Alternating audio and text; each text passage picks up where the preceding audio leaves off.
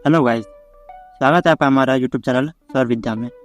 आज हम पढ़ेंगे क्लास 11th का पॉलिटिकल साइंस का चैप्टर नंबर 2, जिसका नाम है चुनाव और प्रतिनिधित्व। गाइस, आज हम इस चैप्टर का पार्ट 3 पढ़ने वाले हैं, यानी कि इससे पहले हमने पार्ट 1 और पार्ट 2 वीडियो पहले ही बनाकर अपने यूट्यूब चैनल में डाल रखे हैं। अगर आपने नहीं देखा है तो मैं ऊपर आई बटन पर या फिर नीचे डिस्क्रिप्शन बॉक्स में उन वीडियो का लिंक दे दूंगा, आप वहाँ जाकर देख सकते हैं। आज की पार्ट 3 वीडियो में क्या पढ़ेंगे? आज हम पढ़ेंगे चुनाव और व्यवस्था, यानी कि चुनाव के बारे में अच्छे जानेंगे कि भारत के अंदर चुनाव कराने की क्या व्यवस्था की गई है। और गाइस, जैसा कि आप सब जानते ही हैं, हम क्लास 11th के पॉलिटिकल साइंस का पूरी एक प्लेलिस्ट तैयार कर रहे हैं और इस प्लेलिस्ट का आज वीडियो नंबर 6 होने वाला है। यानी इससे पहले हमने 5 वीडियो बनाकर पहले ही अपने यूट्यूब चैनल में डाल रखा है। अगर आप वो भी देखना चाहते हैं तो मैं आपको डिस्क्रिप्शन बॉक्स में पूरी प्लेलिस्ट का लिंक दे दूंगा, आप वहाँ जाकर देख सकते हैं। तो चलिए बिना कोई देरी के वीडियो को शुरू करते हैं। देखिए, सबसे पहले हम पढ़ेंगे भारत में चुनाव व्यवस्था, यानी कि भारत के संविधान में इसके लिए प्राधिकार अर्थात चुनाव आयोग का गठन किया गया है, जिसमें चुनाव आयोग की कार्यप्रणाली, चुनाव लड़ने की योग्यता, मतदान योग्यता और मतगणना की प्रक्रिया के बारे में वर्णित किया गया है कि भारत के अंदर चुनाव आयोग के क्या कार्य होंगे, चुनाव लड़ने की क्या योग्यता होंगी, मतदाता की क्या योग्यता होंगी और मतगणना की प्रक्रिया कैसी होगी। इसके बारे में हमारे भारतीय संविधान में नियम और कानून को बनाया गया है। चलिए आगे देखते हैं। देखिए क्या है चुनाव आयोग, यानी कि जो हमारा भारत का संविधान है, इसके अनुच्छेद 324 के अनुसार भारत का स्वतंत्र चुनाव आयोग होगा, जिसमें 3 सदस्य है, यानी कि एक मुख्य निर्वाचन आयुक्त और 2 निर्वाचन आयुक्त होंगे, जिनको कौन चुनेंगे? इनको चुनने का काम करते हैं हमारे प्राइम मिनिस्टर, यानी कि राष्ट्रपति। ठीक है। भारत के प्रथम चुनाव आयुक्त श्री सुकुमार सेन थे, यानी कि जो भारत के प्रथम चुनाव आयुक्त वो कौन थे? वे थे सुकुमार सेन। आप ये नाम याद रखिए, हो सकता है आपको एक मार्क्स क्वेश्चन में ये नाम पूछ लें कि भारत के प्रथम चुनाव आयुक्त कौन थे, तो आपको याद होना चाहिए वो कौन थे? सुकुमार सेन। अब देखिए आगे क्या है चुनाव आयोग के कार्य, यानी चुनाव आयोग है, इसके क्या कार्य होते हैं? गाइस, चुनाव आयोग के हाथ में चुनाव करवाने से लेकर और एक नेता को घोषित करने तक का पूरा कार्य चुनाव आयोग के हाथों में ही होता है। यानी कि मतदाता सूची तैयार करने से लेकर कौन वोट देगा, वहां से लेकर वोटर्स की संख्या से लेकर और चुनाव करवाना पूरा का पूरा जिम्मेदारी चुनाव आयोग के हाथों में ही होता है। यानी कि चुनाव आयोग का कार्य क्या हुआ कि मतदाता सूची तैयार करना और चुनाव करवाना, चुनाव आयोग का ये कार्य होता है। आशा करता आप समझ गए होंगे। चलिए आगे देखते हैं। देखिए अगला है हमारा FPPS, यानी कि first past the post system, अर्थात FPPS। यानी FPPS का फुल फॉर्म क्या होता है? First past the post system. इसकी परिभाषा क्या है? देखिए, सर्वाधिक मत प्राप्त करने वाले की जीत होती है। यानी कि FPPS फॉर्मेट के हिसाब से, यानी सिस्टम के हिसाब से क्या होता है कि जो सबसे अधिक मत प्राप्त करेगा, वोट प्राप्त करेगा, वह जीत जाएगा। उन्हें हम जीती हुई पार्टी कहते हैं। चलिए आगे देखते हैं। देखिए, सर्वाधिक वोट से जीत प्रणाली, यानी कि FPPS प्रणाली क्या होता है? यह प्रणाली भारत में इंग्लैंड से ली गई है।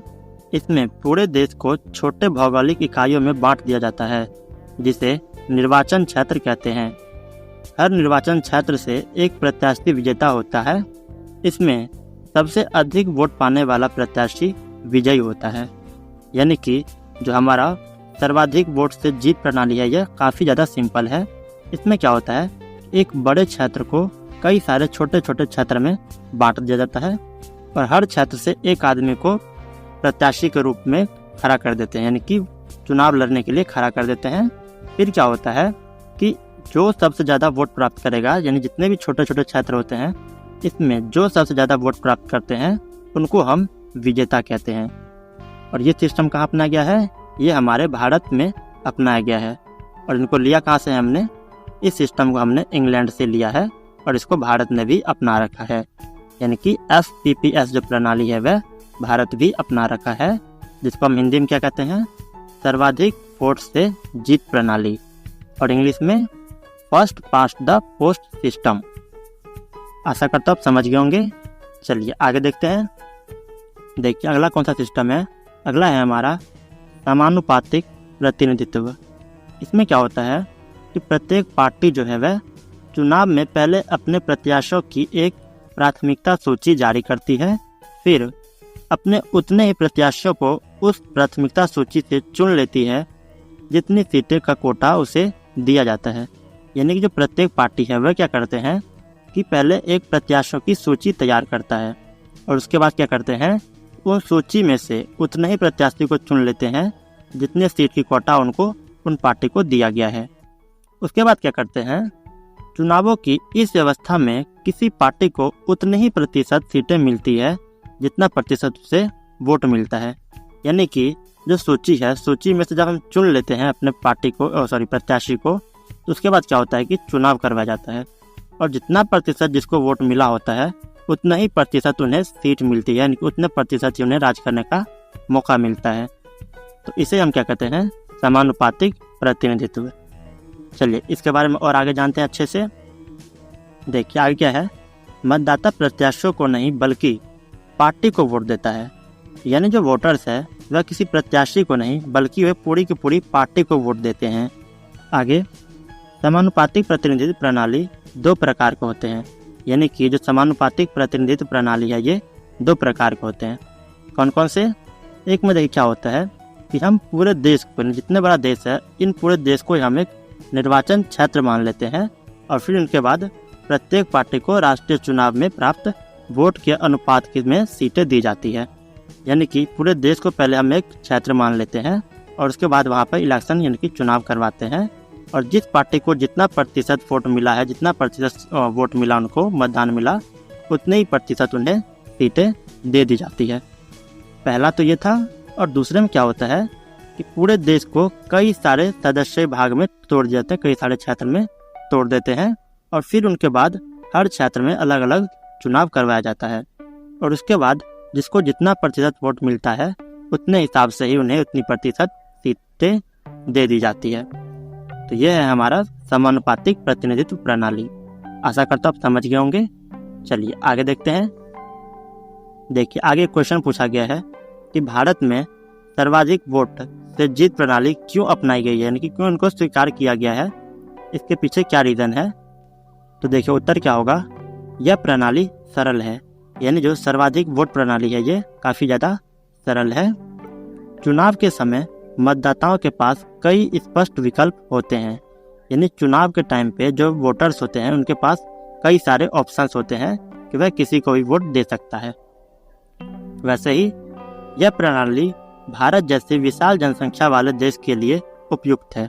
आप जानते हैं जो भारत में कई सारे जनसंख्या रहते हैं, यानी कि बहुत लोग रहते हैं, जिसके कारण ये प्रणाली को अपनाया गया है। इसमें क्या होता है कि बड़े देश में क्या करते हैं कि छोटे छोटे टुकड़े में क्षेत्र को बांट दिया जाता है और उसके बाद चुनाव करवाया जाता है। तो इसीलिए हमारे भारत देश के अंदर सर्वाधिक वोट प्रणाली जो है उनको स्वीकार किया गया, क्योंकि ये एक विशाल जनसंख्या वाला देश है। तो इसमें क्या होता है कि पूरे देश को कई सारे छोटे छोटे क्षेत्र के हिसाब से बांट दिया जाता है और फिर इसमें चुनाव करवाया जाता है। उसके बाद मतदाता उम्मीदवार को व्यक्तिगत रूप से जानते हैं और ये अवसर अन्य प्रणाली में नहीं मिलता। यानी कि जो हमारे क्षेत्र से खड़े होते हैं उनको हम जानते रहते हैं, यानी कि वो हमारे ही कोई कास्ट के या हमारे कोई अड़ोसी पड़ोसी होते हैं जो कि क्या करते हैं, हमारे क्षेत्र से चुनाव लड़ते हैं, और ये अवसर जो है किसी और प्रणाली में हमें नहीं मिलता। यानी कि इतना अच्छा अवसर एक केवल सर्वाधिक वोट प्रणाली जो है उसमें ही मिलती है।